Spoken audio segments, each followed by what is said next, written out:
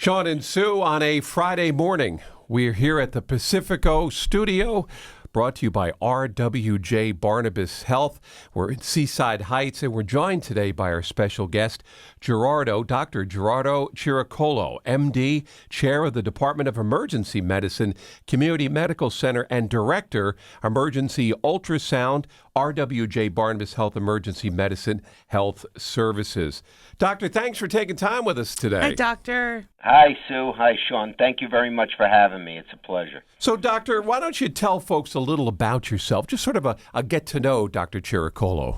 Oh, thanks. Yeah, I go by Jerry, and I'm born and raised New Jersey, in Bayonne, New Jersey, actually, but I spent all my summers when I was younger down the Jersey Shore, particularly in the Toms River area, and I'm honored to be practicing and living where I was born and raised. Oh, that's great. Very cool. Summer is officially here, so a lot of us are making plans to make the most of it. Do you have any tips for our fun in the sun? Yeah, of course. Well, obviously, when you think of the summer and you think of the sun and the beautiful weather, everybody thinks of the beach, the water, barbecues, friends, passing some great time. And that's all well and fine, but we have to be safe when we're doing that. So while we're enjoying this beautiful hot weather, you want to prevent heat-related illnesses, which could start with simple heat cramps, but progress all the way up to life-threatening and neurologically devastating heat stroke. When you're out in the heat, you want to pay particular attention to the signs of these heat-related illnesses. So you want to stay hydrated. If you start to develop some muscle cramps, you want to get out of the heat and into shaded, cooler area. And if you start to progress to things like heat exhaustion, which would show up with dizziness, fatigue, those muscle cramps, then you really want to take that seriously and maybe get in some cool water, definitely get into the shade or air-conditioned area, and overhydrate as long as you don't have any other medical conditions like congestive heart failure or liver failure, or if you have generalized edema. You definitely want to, be careful and consult with your physician about your hydration. But for most healthy people, you want to stay hydrated and get out of that sun. Doctor, a lot of people try to beat the heat by taking a dip in the pool, ocean, or lake. Do you have any safety tips for swimmers out there? Definitely.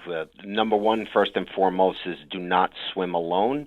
You want to make sure that you have people who could keep an eye on you and you could keep an eye on them.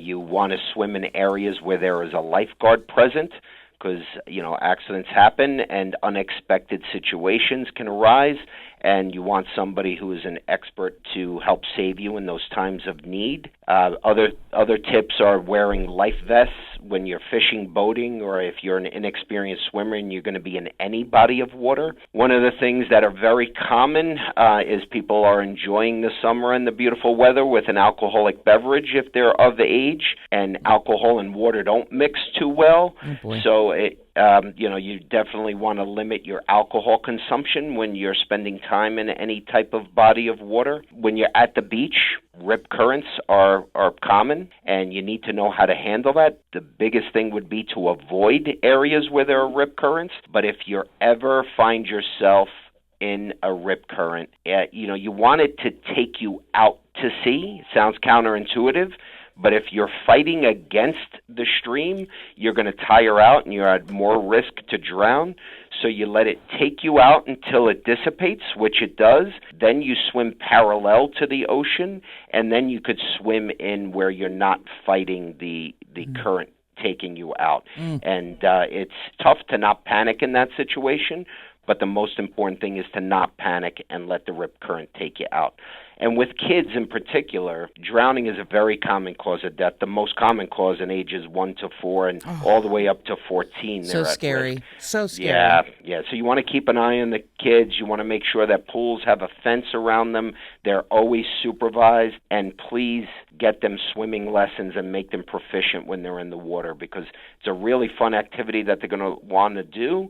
It's just let's make sure that they're comfortable and competent in swimming in any type of body of water. Well, thank you so much, Dr. Jerry, for all these important tips. Definitely going to help a lot of people stay safe this summer. Well, that's our goal, and we're here if you need anybody. We are at the Hirair and Hovnanian Emergency Department at Community Medical Center, and we want people to have fun and enjoy, the best season of the year, according to me, but you want to do it in a very safe manner. And we have a brand new renovated emergency department just completed last year, and our focus is to keep our community safe, healthy, and happy with efficient and top-notch medical care. Thank you. If you want to learn more, go to Community Medical Center's website at rwjbh.org/community. Dr. Chiricolo, thanks for being with us. I appreciate it, Shawn and Sue, and thank you for the opportunity. Thank you. Have a great day.